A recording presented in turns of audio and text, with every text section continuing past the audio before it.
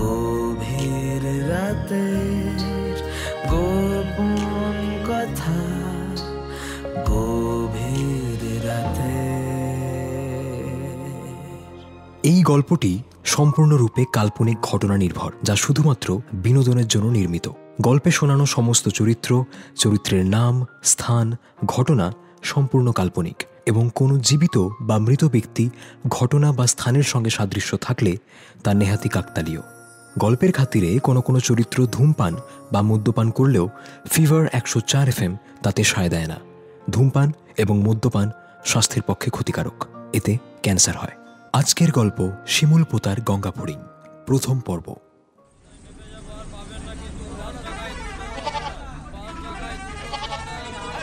শিলপোতা শিলপোতা শিলপোতা, ও দাদা শিলপোতা নামবে? কেউ নামবে? আছে? হ্যাঁ দাদা, নামবো। আয় অভি। অভি,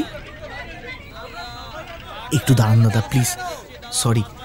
আরে দূর দাদা, কখন থেকে তো ডাকছি। হ্যাঁ, আপনারা রেডি থাকেন না কেন বলুন তো? অভি, এই অভি। হ্যাঁ,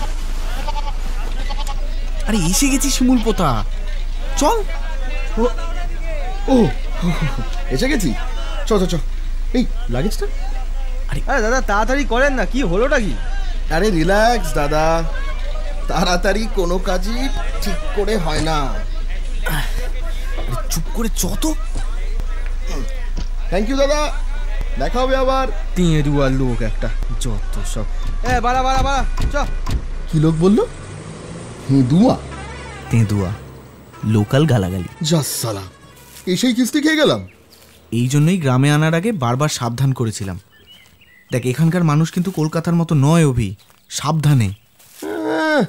তুই কোন গ্রামের ছেলে রে?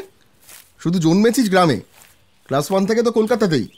একসাথেই বড় হলাম, সেম স্কুল, কলেজ, ইউনিভার্সিটি। হ্যাঁ, চাকরিটা শুধু আলাদা, আমি এমএনসি জয়েন করলাম আর তুই সরকারি চাকরি। আর কিসে আলাদা আমরা? হ্যাঁ, অনেকটা। দেখ, গ্রামের আদব কায়দাগুলো তুই জানিস না, মানাতে কিছুদিন সময় লাগবে তোর। শোন অপু, শহরের ছেলে বলে ভাবিস না আমি আমার রুটসকে ভুলে গেছি। হ্যাঁ, রুটসকে কখনো ভুলতে নেই, আসল হচ্ছে রুটস। এই যাকে, এখান থেকে আমাদের গাড়ি নিতে আসবে তো নাকি? ওই যে গাড়ি এসেছে। গরুর গাড়ি? রুটস ভায়া, রুটস।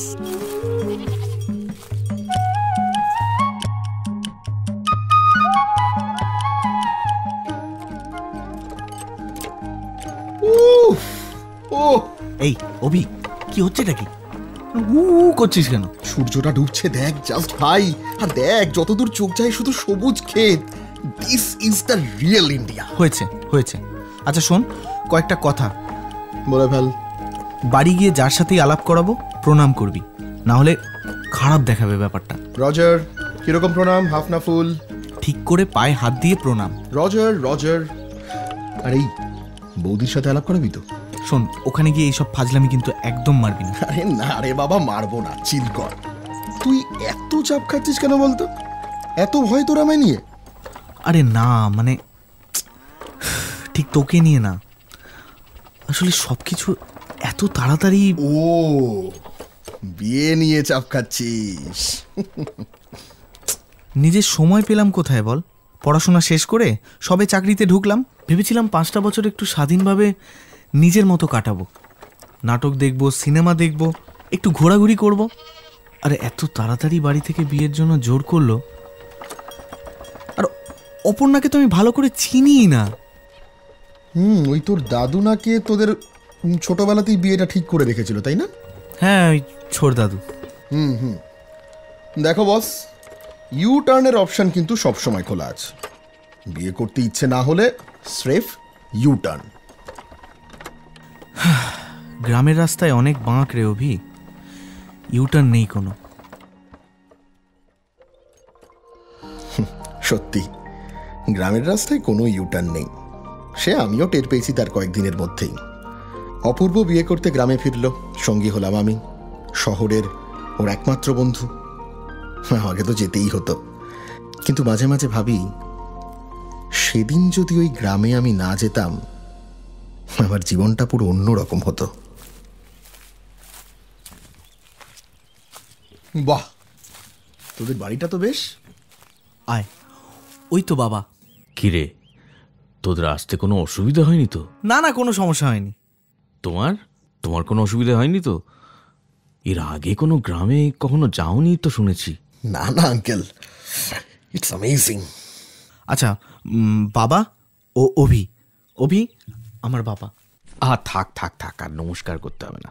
বেঁচে থাকো বাবা, সুখে থাকো, মা বাবার নাম উজ্জ্বল করো। কি গো, শুনছো? ছেলে এসে গেছে। দাদা, এই আমার মেকআপ কিটটা কই রে? কলকাতা থেকে আনতে বলেছিলাম যে। এই শোন, মেকআপ কিট নিয়ে কি হবে? হ্যাঁ, এমনিতে তো পেটনির মতো দেখতে, আর মেকআপ করে বড়জোর শাকচুন্নির মতো দেখতে হবি, আর তার বেশি তো আর কিছুই না। আমাকে শাকচুন্নি বলা হচ্ছে? আয় এবার দেখি তো। এই এই এই এই দেখ, মারবি না। আমি কিন্তু মারবো। দাঁড়া। কি যে করে না দুজন। চলো অভিষেক, অনেক দূর থেকে জার্নি করে এসছো, তাড়াতাড়ি খেয়ে দিয়ে শুয়ে পড়বে। চলো। এত তাড়াতাড়ি? হ্যাঁ না কিছু না আঙ্কেল, চলুন চলুন।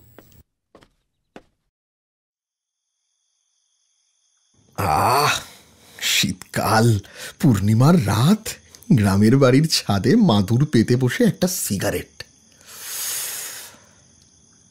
কি চাই জীবনে অপু? আচ্ছা, আমি যদি ওকে ভালোবাসতে না পারি? হ্যাঁ, কাকে? অপর্ণাকে।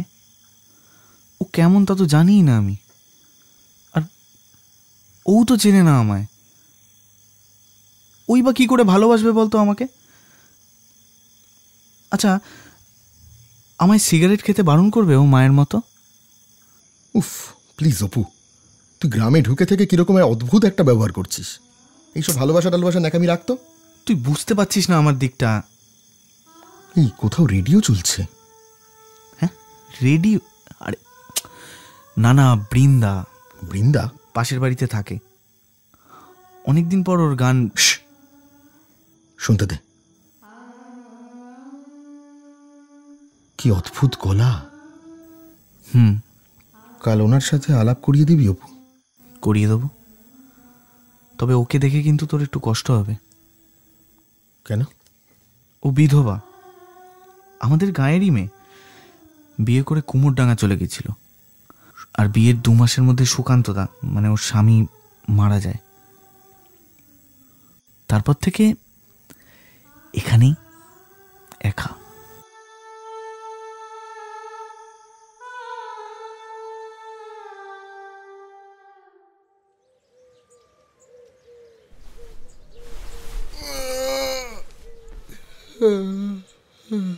এই কি আপনি ঘুমোচ্ছিলেন নাকি? না, মারাদোনার সাথে ব্যাডমিন্টন খেলছিলাম। রসিক মানুষ কিন্তু আপনি। এই অপু, আপনি কি দাদা? আমি নরেশ মণ্ডল, এই আপনার উপর মাস্তু তো দাদা। ও, তো আপনি আমার বিছানায় বসে ওরকম করে আমার দিকে তাকিয়েছিলেন কেন? ইয়ে মানে দেখছিলাম শহরের লোক। অপু কোথায়? গায়ে। উফ, গায়ে তো সবাই জানে। এই এই এই, সরুন তো সরুন তো। এই আমার এই অপু, অপু। ও অভিষেক, উঠে পড়েছো? হ্যাঁ আঙ্কেল, বলছিলাম অপু কোথায়? ওই তো 2 ভাই বোন পুকুরে গেছে মাছ ধরতে। ও, তুমিও যাও না, মাছ ধরো গিয়ে। না না না, থাক থাক। থাক কেন? গায়ে এসেছো, পুকুরে মাছ ধরবে না? যাও যাও। না না না না, মানে না না, ঠিক আছে। আরে বাবা যাও না আঙ্কেল, আসলে সবে উঠেছি তো, একটু একটু ওয়াশরুম থেকে। ও পরে হবে, যাও। আরে ভালো লাগে না মানে বলছি আঙ্কেল, যাও। আচ্ছা ঠিক। ধুর শালা, এই কোথায় এসে পড়লাম কে জানে। একদিকে ঘুমের ঘোরে কেউ মুখের দিকে তাকিয়ে থাকে, ঘুম থেকে উঠে ওয়াশরুমেও যেতে দেয় না। ওই তো ওরা। এ অপু, এ কি রে তুই? আমায় ফেলে চলে এলি শালা? হ্যাঁ, আমি দাদাকে বলেছিলাম তোমায় ডাকতে। তোর দাদা একটা হারামজাদা। এই কি হচ্ছেটা কি? এই নে নে নে, এসেছি যখন মাছ ধরতে শেখা শেখা। ভালো হয়েছে তুই চলে এসছিস। শোন, একটুখানি দাঁড়া ভাই, আমি মিনিকে নিয়ে একটা টিউশনে ভর্তি করাতে হবে। আমি এই জাস্ট আসবো আর যাবো। তুই ছিপটা নিয়ে বস এখানে। জব বাবা, আমি এখানে একা? আরে কিচ্ছু হবে না, বড়শিতে একটু টান পড়লেই টেনে নিবি, বুঝতে পারলি? ব্যাস মিনি, চ। বড়শি নিয়ে ঠায় বসে রইলাম। কোনো মাছ ধরা দিল না, কিন্তু চোখের সামনে যা দেখলাম সে দৃশ্য আমি কোনো দিন ভুলব না। সাদা শাড়ি পরা একটা মেয়ে পেতলের একটা ঝকঝকে ঘড়ায় পুকুরের পানা ঢেউ দিয়ে সরিয়ে জল ভরছে। টেরই পাইনি কখন আমার বড়শিতে টান পড়েছে। মেয়েটি সোজাসুজি তাকালো আমার দিকে, তারপর মুখ ফিরিয়ে ঘোড়াটা কোমরে তুলে নিল। এই কি তবে বৃন্দা? আগের দিন রাতে যার গান শুনলাম। হঠাৎ মেয়েটা ঘুরে দাঁড়ালো, সোজা আমার চোখের দিকে তাকিয়ে বলল, দেখছেন কি, টান দিন। তখন অনেকটা দেরি হয়ে গেছে। ডুবে যাওয়া ফাতনা ভেসে ওঠার পর ছিপ তুলে দেখলাম বড়শিতে টোপ আর নেই। গায়ে নতুন? হ্যাঁ হ্যাঁ, অপূর্ব, মানে ওই অপূর্বর বন্ধু, ওর বিয়ের জন্যই আসা। আমায় কি মানুষের মতো দেখতে নয়, যেমন মানুষ আপনার শহরে থাকে? হ্যাঁ, না মানে হঠাৎ। অমন ফ্যাল ফ্যাল করে চেয়ে রইলেন কেন? মাছটা তো খোয়ালেন।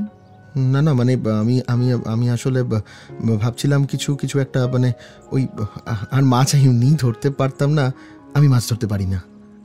পারা না পারার তো কিছু নেই, সবটাই সময়ের খেলা। এক মুহূর্তে আমার পৃথিবীটা যেন এদিক থেকে ওদিক হয়ে গেল, সবটা পাল্টে গেল। কিরে, হ্যাঁ, ধরতে পারিসনি তো?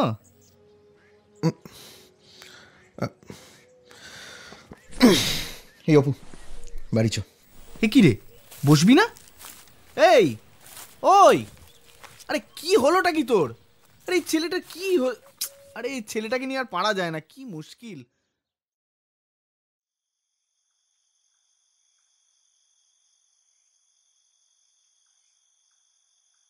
তোদের গ্রামটা বেশ ভালো, বুঝলি? বাবা, সকালেই তো ভালো লাগছিল না, রাত্রিবেলা আবার ভালো লাগছে। হ্যাঁ রে অপু, একটা অদ্ভুত ব্যাপার আছে, যাই বল। আর তোর বাড়িটাও না এক ঘর, স্পেশালি ছাদটা।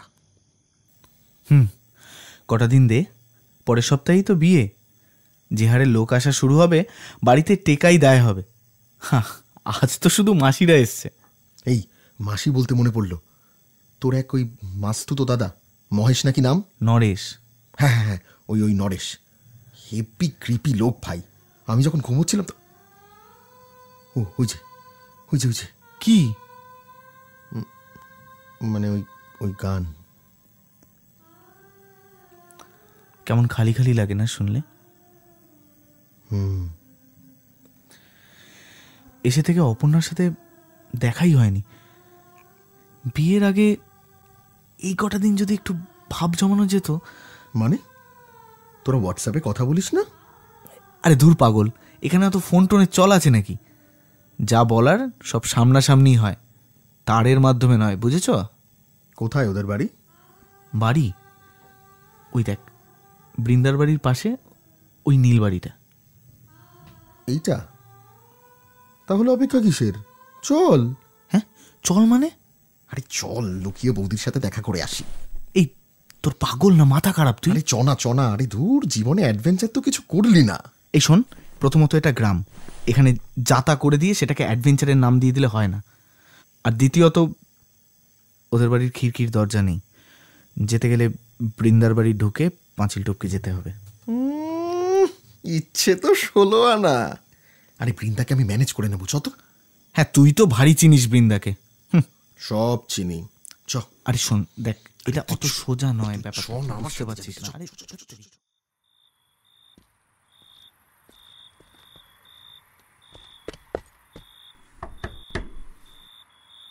আরে গ্রামে এত রাতে কেউ দরজা খোলে না অভি।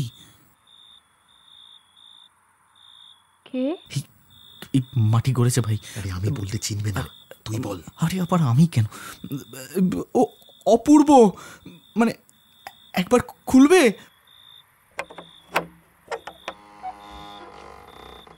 অপূর্ব, তুমি এত রাতে? কাকু কাকিমা ঠিক আছে? হ্যাঁ একদম ঠিক আছে। আমি আসলে শুনুন, শুনুন না, ভুল বুঝবেন না, একদম বুঝবেন না। হ্যাঁ আমরা একটু ভেতরে এসে কথা বলি। একটু ভেতরে যাই। হ্যাঁ, আসুন।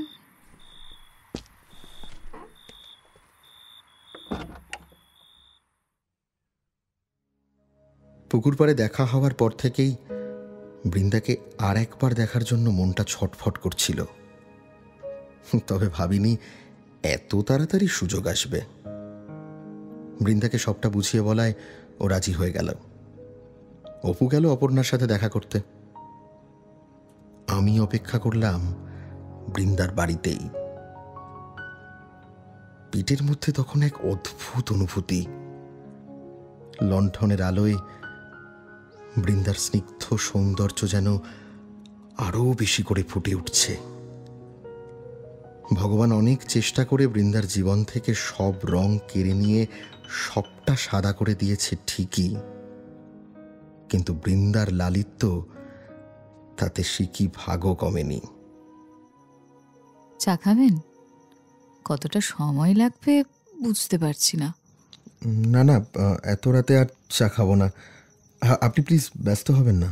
ব্যস্ত হই না, বহুদিন হয়ে গেছে। ব্যস্ত হওয়ার ভাগ্য নিয়ে আমি আসিনি। কেমন লাগছে আমাদের শিমুলপোতা গ্রাম? ভালোই, তবে আজ সকাল থেকে একটু বেশি ভালো লাগছে। বাড়ির জন্য মন টানছে না? না না, শুধু ওই রাতে শোয়ার সময় নিজের বিছানাটাকে একটু মিস করছি, এই যা। কিছু মনে না করলে একটা কথা বলবো? বলুন, মনে করার মতো হলে হয়তো করব। সারা ঘর জুড়ে এত ছবি আঁকা, সব আপনার? হ্যাঁ, সময় কাটাতে হবে তো। আপনার গানও শুনেছি আমি, খুবই ভালো গান করেন আপনি। ইমা, ও বাড়ি থেকে শোনা যায় নাকি? ভাগ্যিস যায়। না না, আর অমন করে গাইব না। খুব ভালো করলেন কথাটা বলে। কেন গাইবেন না? এত ভালো গান আপনি। আমি কাউকে শোনাতে গান করি না, নিজের জন্য করি। আরে কিন্তু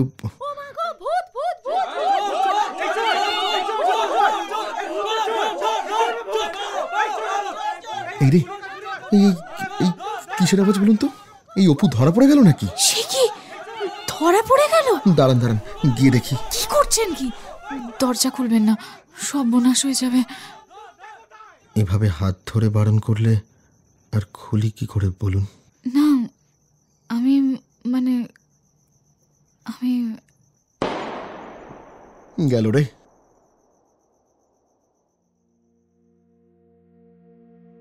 চিন্তার কিছু নেই, ছররাগুলি চলেছিল, আসলগুলি নয়।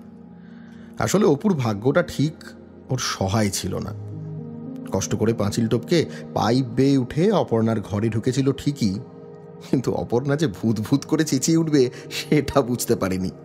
ব্যাস, পাশের ঘর থেকে এলো চোর চোর কলরব। সে যাত্রায় কোনো রকমে পালিয়ে বাঁচলেও পরে গ্রামে এ নিয়ে অনেক কথা ওঠে। কেউ কেউ এও বলে যে বিয়ের আগে গয়না চুরি করতে চোর এসেছিল, আর চোরের যা বর্ণনা শোনা গেল তা অপূর্বর সাথে হুবহু মিলে যায়। রোববার গাঁয়ের মোড়ল পঞ্চাননকে নিয়ে সালিশি সভাও বসে, এমনকি ডেকে পাঠানো হয় বৃন্দাকেও। তা বলতো মা, চোর কি করে ঢুকলো? সদর তো বন্ধই ছিল, আর বাকি দেওয়ালে তো কাঁটা তার দেওয়া, কেবল তোর বাড়ির লাগোয়া পাঁচিলটা ছাড়া। তোর বাড়িতেও চোর ঠকেনি তো? না, আমার বাড়ির সদরও বন্ধ ছিল। চোর ঢুকলে তো টের পেতাম, আমি তো রাত অব্দি চিকে। তার মানে কি চোর নয়, ভূত? আমার তাই মনে হয়, ভূতই পারে সদর দরজা না খুলে বাড়ির ভেতরে ঢুকতে। কেমন জানি ভয় ভয় করছে রে। বলছি আজকের মতো এখানেই সভা শেষ।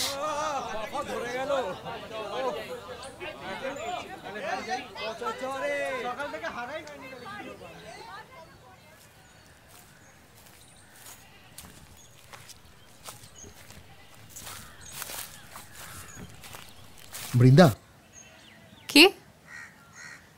ও আপনি, বলুন। বাড়ি ফিরছেন? হ্যাঁ। Thank you Brinda. চোরের বর্ণনার সাথে অপুর মিল ছিল, ধরা পড়তে পারতাম আমরা। আপনি ব্যাপারটা ভূতের দিকে ঘুরিয়ে দিয়ে আর কোনোদিনও আমার বাড়ি এসে অমন আবদার করবেন না। এটা আপনার শহর নয় যে যা খুশি তাই করা যায়। শহরের ওপর আপনার এত রাগ কেন? শহরের ওপর না, শহরের লোকের ওপর। সবাই আপনার মতোই হয়, স্বার্থপর। আমায় স্বার্থপর মনে হলো কেন আপনার? আমার কথাটা একবারও ভাবেননি কাজটা করার আগে? বিধবা মেয়ের বাড়িতে রাত বিরেতে দুজন ছেলে ঢুকেছে, জানাজানি হলে গায়ে টেকা যাবে? আর সেসবে তোয়াক্কা না করেই চলে এলেন বন্দুকে নিয়ে। না, কাজটা সত্যি ঠিক হয়নি আমার, তবে তার শাস্তিও তো আমি পেয়েছি। শাস্তি? সেদিনের পর থেকে আপনি যে গান গাওয়াই বন্ধ করে দিয়েছেন, এটা কি শাস্তি নয়? কি হলো, দাঁড়িয়ে পড়লেন যে? বাড়ির কাছে এসে গেছি, আমার সাথে আর হাঁটবেন না। কেউ দেখলে এদিক সেদিক ভাবতে পারে। আচ্ছা বেশ, যান। তবে যদি একটু হলেও আমাকে আপনার বন্ধু মনে করে থাকেন, তাহলে আজ রাতে আবার গান গাইবেন প্লিজ। অপেক্ষা করব।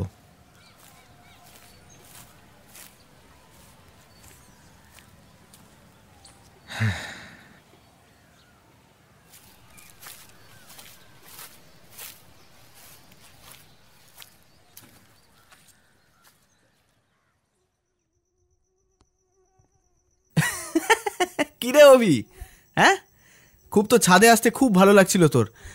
এখন দেখ বাড়ির লোকের ঠেলায় ছাদেই শুতে হচ্ছে। কেমন লাগছে, কি অনুভব? দিব্যি।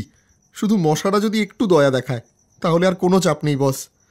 তুই আমার কথা ছাড়, তোর কথা বল। আমার আবার কি কথা? এই যে কাল তোর বিয়ে, তারপর থেকে কমপ্লিটলি একটা নতুন জীবন। কেমন লাগছে? বিয়েটা যত এগিয়ে এসেছে একটু একটু করে ভয়টা চলে গেছে, বুঝলি? ইন্টারেস্টিং। হ্যাঁ, মানে জানি না পরে কি হবে, কিন্তু এটাই ভালো। সবটা নতুন নতুন অনুভূতি। ঠিকই, নতুন অনুভূতি, একটা অদ্ভুত ভয়, কিন্তু কি করে জানি না, একটা অদ্ভুত সাহসও। সাহস? তোর আবার কি হলো? বিয়ে তো আমার হচ্ছে। না কিছু না, এই ঘুমো, গুড নাইট, কাল আবার।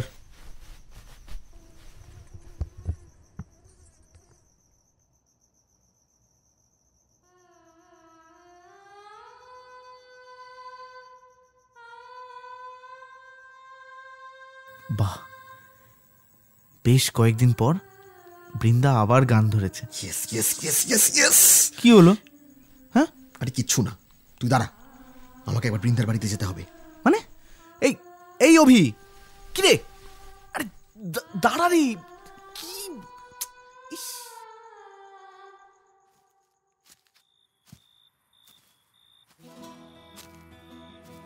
বৃন্দা, বৃন্দা, আমি অভি। সরি আবার এত রাতে এলাম, তবে এবার আমি অপুর জন্য আসিনি, নিজের জন্য এসেছি।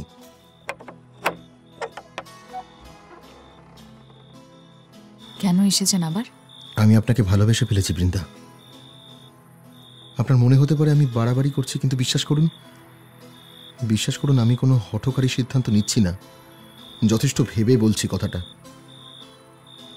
আমি আপনাকে ভালোবাসি বৃন্দা, খুব ভালোবাসি আপনাকে। কে এসেছে রে এত রাতে? বের করে দে, তুই তুই আয় তাড়াতাড়ি, এদিকে আয়। মোড়ল, উনি কেন এত রাতে তোমার? এই বৃন্দা, কে এসেছে নাকি? কেউ না, মদ খেয়ে এসেছে ভুল করে। চলে যান অভি, চলে যান এখান থেকে।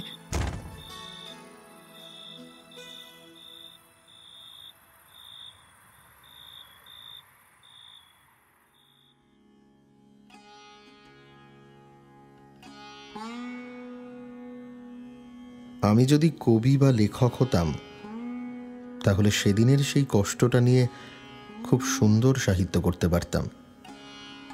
অমন নিদারুণ দুঃখ আমি জীবনে আর কোনো দিন পেয়েছি বলে মনে পড়ে না। কিন্তু কেন যে পেয়েছিলাম? কতদিনই বা চিনি বৃন্দাকে? কে ও?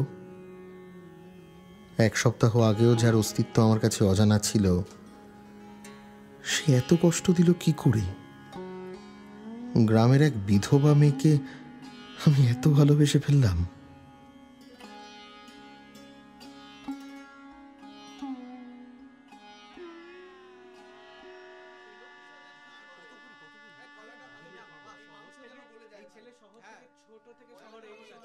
এই তোর ব্যাপারটা কি রে?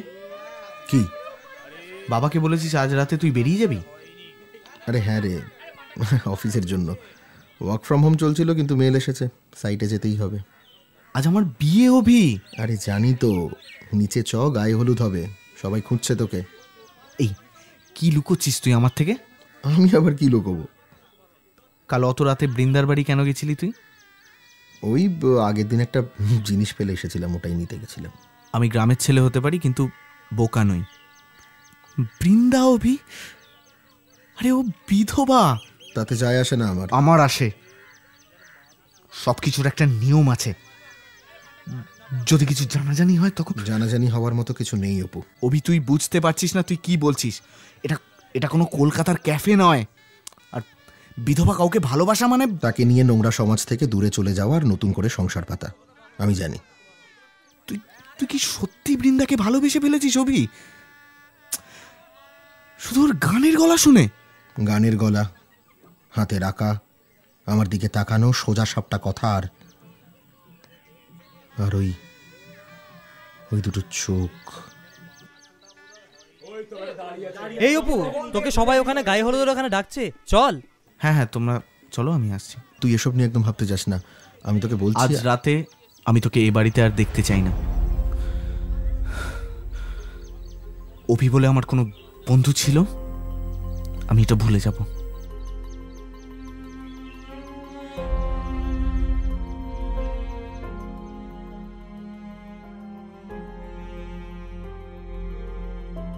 গ্রামের জল হাওয়া বোধহয় আমার ঠিক স্যুট করলো না। আমার জন্য কলকাতাই ঠিক আছে।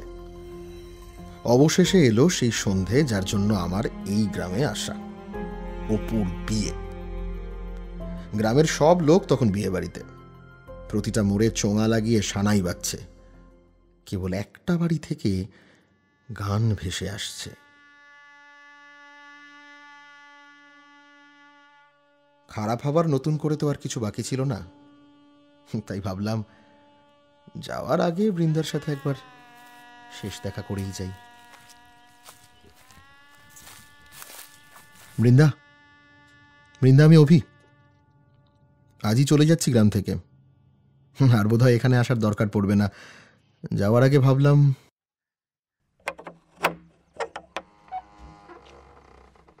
ঘরের ভেতর ঢুকে চমকে উঠলাম। এই বৃন্দাকে আমি আগে কখনো দেখিনি। অন্য কেউ এই বৃন্দাকে দেখেছে বলে তো মনে হয় না। সাদা শাড়ি ছেড়ে বৃন্দা পড়েছে লাল টুকটুকে বেনারসি, আর গা ভর্তি সোনার গয়না। কেমন লাগছে আমাকে? আপনি বলুন না, বউ বউ লাগছে? হ্যাঁ, মানে খুব ভালো লাগছে। আমার বিয়ের শাড়ি সেই একবারই পরেছিলাম। বিধবাকে লাল পরতে নেই, অমঙ্গল হয়। কিন্তু কার যে অমঙ্গল সেটাই এতদিনে বুঝে পেলাম না। বোধহয় আপনারই। আমি আসি। কেন? ভালোবাসা ফুরিয়ে গেল? সেদিন যে অত কথা বললেন। সেদিন মোড়লকে রাতে আমার ঘরে দেখে আমায় নষ্ট মেয়ে ভাবলেন তো? আপনাকে সেভাবে ভাবতে আমার অসুবিধে হয়। আপনাকে উনি কি জোর করে? শরীরের জোর নয়, অন্যরকম জোর। একা বিধবা মেয়ে, গা থেকে তাড়িয়ে দিলে যাওয়ার কোনো জায়গা নেই। এখানে থাকতে গেলে কেবল মোড়লকে মেনে নিতে হয়। একা গা থেকে বেরিয়ে গেলে আরো কত লোক যে আমায়। যাবেন আমার সাথে? কোথায়? আপনার বাড়ি? বিয়ে করবেন এই নষ্ট মেয়েকে? আমি হাসছেন কেন? শহরের লোকেরা নিজেদের অনুভূতিগুলো বোঝে না। মানে? আমার জন্য আপনার যে অনুভূতি, সেটা ভালোবাসা নয়, করুণা। সবাই আমায় শুধু করুণাই করে গেল সারা জীবন। ভালো কেউ বাসলো না। আমার কোথায় অসুবিধা হচ্ছে, আমার কত কষ্ট, সেই নিয়েই সবাই ব্যস্ত।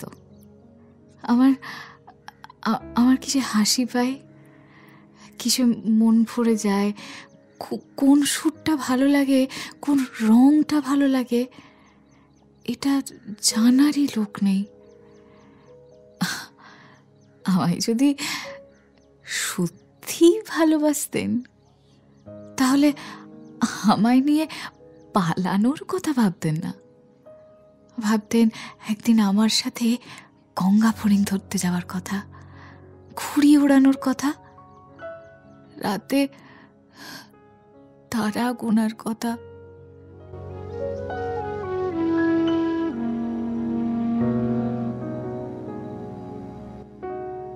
এই বুঝি শহরকে 10 গোল দিয়ে দিল গ্রাম।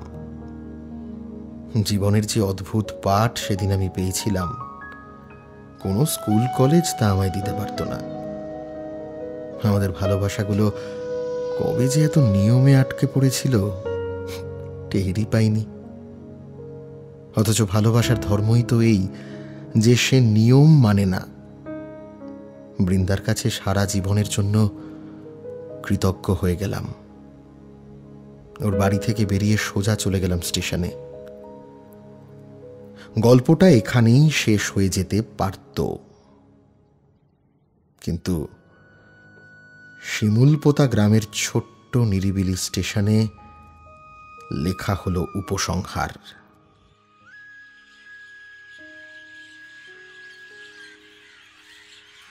অপু, তোকেই তো খুঁজছিলাম। ট্রেন আসতে আর 7 মিনিট বাকি, চল।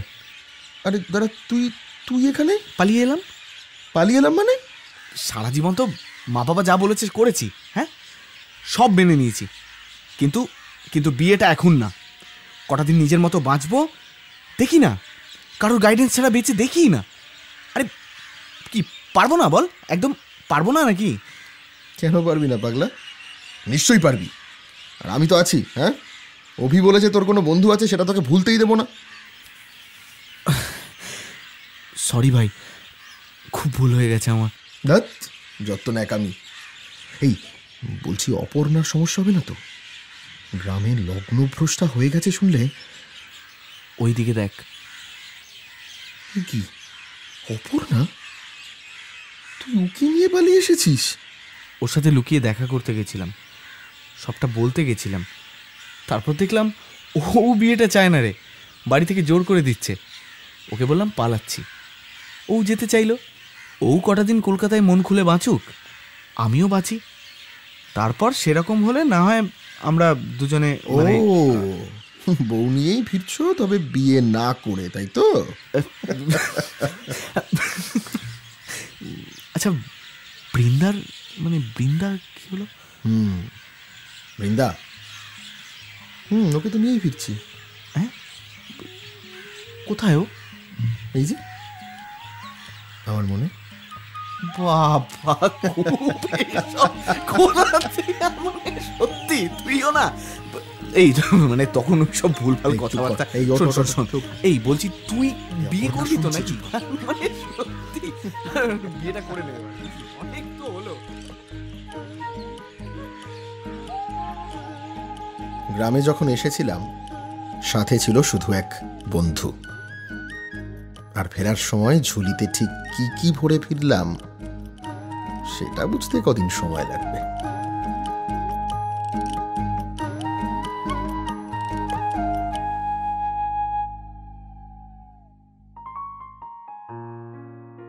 অভি, অপু, বৃন্দা আর অপর্ণার গল্প এখানেই শেষ নয়। তাদের গল্প কোন দিকে বাঁক নেবে জানতে শুনতে থাকো গভীর রাতের গোপন কথা, অনলি অন ফিভার 104 FM। আর চোখ রাখো বাংলা ফিভার ইউটিউব চ্যানেলে। গভীর রাতের গোপন কথায় শুনছিলে আজকের গল্প শিমুল পোতার গঙ্গাফড়িং, প্রথম পর্ব। লিখেছে চয়ন, অভিষেকের চরিত্রে সায়ন্তন, অপূর্বর চরিত্রে জ্যোতিষ্মান, বৃন্দার চরিত্রে আর জে দেবস্মিতা, অন্যান্য চরিত্রে ঐন্দ্রিলা, আর জে দেব, চয়ন, সোমনাথ, দেবজিৎ, পার্থ এবং সুকান্ত। সাউন্ড ডিজাইন জ্যোতিষ্মান এবং রুদ্র, আবহ সঙ্গীত জ্যোতিষ্মান, নেপথ্য কণ্ঠশিল্পী ঈশিতা, ভিজুয়াল ডিজাইন কিষান, সমগ্র ভাবনা, পরিকল্পনা এবং পরিচালনায় অরিন্দম। আর তুমিও যদি গভীর রাতের গোপন কথায় নিজের গল্প পাঠাতে চাও তাহলে অনধিক 2500 শব্দে আমাদের তোমার লেখা গল্প লিখে পাঠাও ফিভার 104 FM কলকাতা @gmail.com। আর এই গল্পটা ভালো লাগলে সাবস্ক্রাইব করো আমাদের ইউটিউব চ্যানেল বাংলা ফিভার।